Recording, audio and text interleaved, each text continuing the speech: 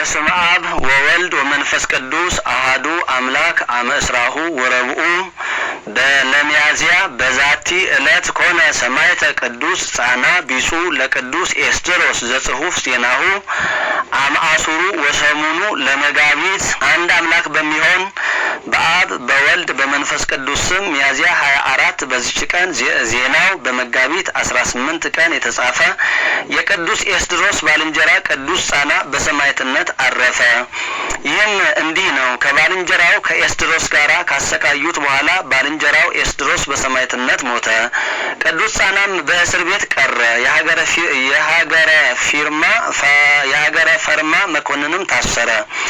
በእርሱም ፈንታ ሌላ መኮንን ተሾመ። ያንን መኮንንም የክብር ባለቤት የሆነ የኢየሱስ ክርስቶስን ስም የሚጠራ ክርስቲያንን ሁሉ እንዳያስቀር ከሃዲው ንጉሥ አዘዘው። ስለ ቅዱስ ጻናም እርሱ ከጭፍራ አለቆች ውስጥ እንደሆነ ጽኑ ስቃይም እንዳሰቃዩትና ከዓላማውም እንዳልተመለሰ በነገሩት ጊዜ የከበረች ራሱን ይቆርጡት ዘንድ አዘዘ። ቆረጡት። የሰማዕትነት አክሊልንም ተቀበለ። የቅዱስ ጻና እናቱም ቅዱስ ኤስድሮስ ሰማዕት በሆነ ጊዜ አስቀድማ እንዳየች አሁንም ብርሃናውያን መላእክትን የቅዱስ ጻናን ነፍስ ሲያሳርጓት አይታ ለሰው ነገረች። ምእመናንም ስጋውን ወስደው ገንዘው ሰሚዩድ በሚባል ሀገር ከባልንጀራው ከኤስድሮስ ጋር አኖሩት። በውስጧም እስከ ዛሬ በዓል ይደረግላቸዋል። ወደ እርሳቸው በእምነት ለሚመጣም ታላላቅ ድንቆች ታምራቶች ይታያል። በረከታቸውም ከእኛ ጋር ለዘላለሙ ትኑር አሜን። ለእግዚአብሔር ምስጋና ይሁን። አርኪ ሰላም ለጻና ዛናሃ አጽቆ በነቃ አእምሮ ተሐጺኖ ወበጠለ ጥበብ ልሂቆ ስጋሁ ቀበሩ ምስለ ስጋ ኤስድሮስ በተላጽቆ ወነፍሶ አይረጉ መላእክት በጊዜ ፈጸመ ጻይቆ እንዘ ያነክር ውጥብአቶ ወጽድቆ። በዚህም ቀን ለአባቶች ሊቃነ ጳጳሳት 65ኛ የእስክንድርያ ሊቀ ጳጳሳት አባ ስንትዮ አረፈ። ይህም ቅዱስ ከታናሽነቱ ጀምሮ መንፈሳዊ ነው። በአስቄጥስም ገዳም በአባ መቃርስ ቤተ ክርስቲያን በበጎ ስራ በገድል ተጠምዶ አድጎ በዚያው ገዳም አበምኔት ሆኖ ተሾመ። ከዚህ በኋላም ህዝቡና ኤጲስቆጶሳቱ መርጠውት በእስክንድርያ አገር ላይ ሊቀ ጵጵስና ሾሙት። ነገር ግን በዘመኑ ሁሉ ከእስላሞች ነገስታት ታላቅ ችግርና ሐዘን ደረሰበት። ይኸውም በእርሱ ዘንድ ምንም ያልኖረውን ሊሰጣቸው የሌለውን ብዙ ደዌያቸው አድናቸዋልና ከሰዎችም ላይ ሰይጣናትን አስወጥቷልና በሀገረ መርዩጥ ላይ በጸሎቱ ዝናምን አዝንሟልና እነርሱም ዝናምን ከማጣት የተነሳ ወንዞቻቸው ጉድጓዶቻቸው ሁሉ ደርቀው ከረሃብና ከውሃትም የተነሳ ለሞት ተቃርበው በታላቅ ረሃብ 3 ዓመት ኖረዋልና በሰማዕተ ቅዱስ ሚናስ ቤተ ክርስቲያን በዓለም ሊያከብር ወደ እርሳቸው በደረሰ ጊዜ የዛች አገር ሰዎች ወደ እርሱ ተሰብስበው ውሃ በማጣት እንደተቸገሩ ነገሩት። እርሱም ፈጽሞ አጽናናቸው። የቅዳሴውንም ስርዓት ከፈጸመ በኋላ ፍጥረቶቹን ይቅር ይላቸው ዘንድ ይራራላቸውም ዘንድ ወደ ጌታችን ለመነ። የፀሐይ መግቢያም በሆነ ጊዜ ዝናብ ማንጠብጠብ ጀመረ። ከዚያም በራ። ይህም አባት እንዲህ ብሎ ማለደ። የክብር ባለቤት ጌታዬ ኢየሱስ ክርስቶስ ሆይ፣ ባለጸጋ ሆይ፣ ሕዝብህን ልትራራላቸውና ልትምራቸው ብትወድ በለጋስነትህና በብዙ ቸርነትህ ከበረከትህ ይመሉና ይጠግቡ ዘንድ በፍቅርህና በምህረት ዓይንህ ተመልከታቸው። ይህንንም ብሎ የንዋሙን ጸሎት ሊጸልይ ወደ መኝታው ገብቶ ሁለተኛም ወገኖቹን ያስባቸውና የምራቸውም ዘንድ ወደ እግዚአብሔር ለመነ። ወዲያውኑ ታላቅ ነጎድጓድና መብረቅ ሆነ። ብዙ ዝናብም ዘንቦ ጉድጓዶችና ኩሬዎች ሁሉ ሞሉ።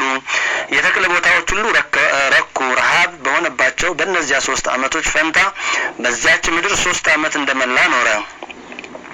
አራተኛውን ባስቄጥስ አረቦች በተሰበሰቡ ጊዜ በዚያ የሚኖሩትን መነኮሳት ይገድሏቸው ዘንድ ከበቧቸው። ይህም አባት መስቀሉን ይዞ ወደ እርሳቸው ወጣ። መስቀሉንም ባዩ ጊዜ ወደ ኋላቸው ተመልሰው ሸሹ። በማንም ላይ ከቶ ጉዳት አላደረሱም። ደግሞ በትምህርቱ ከአገሩና ከመንጋው ውስጥ ክህደትንና ኑፋቄን አስወገደ። በዚያን ጊዜ ስለ እኛ መከራ የተቀበለው ትስብእት ብቻውን ነው፣ አምላክ አይደለም የሚሉ ነበሩና።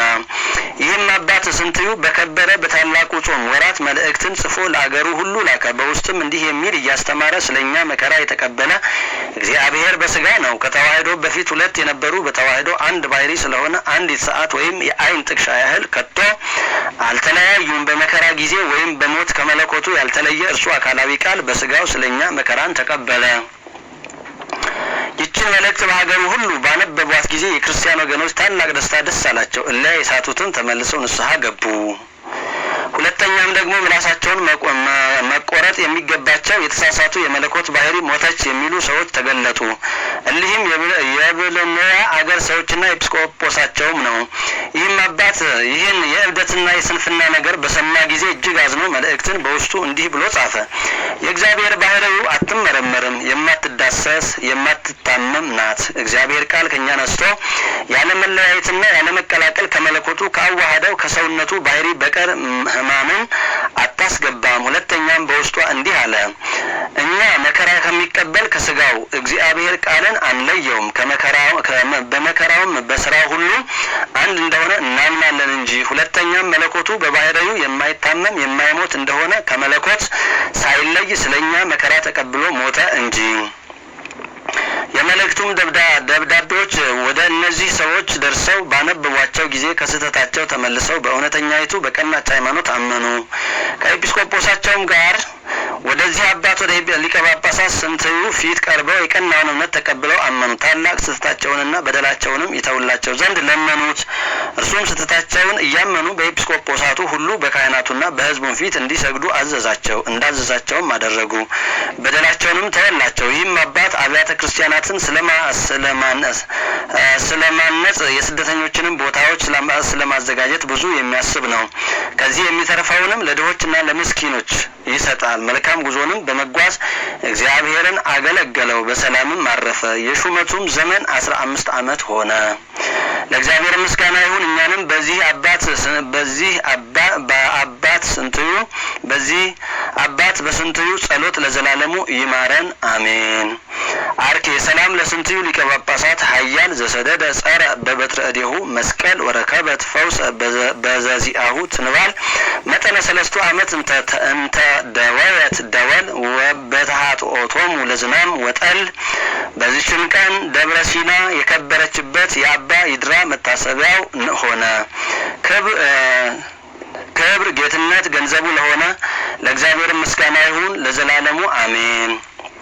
ሚያዝያ 24 ቀን የሚከበሩ ዓመታዊ የቅዱሳን በዓላት ቅዱስ ሕፃናት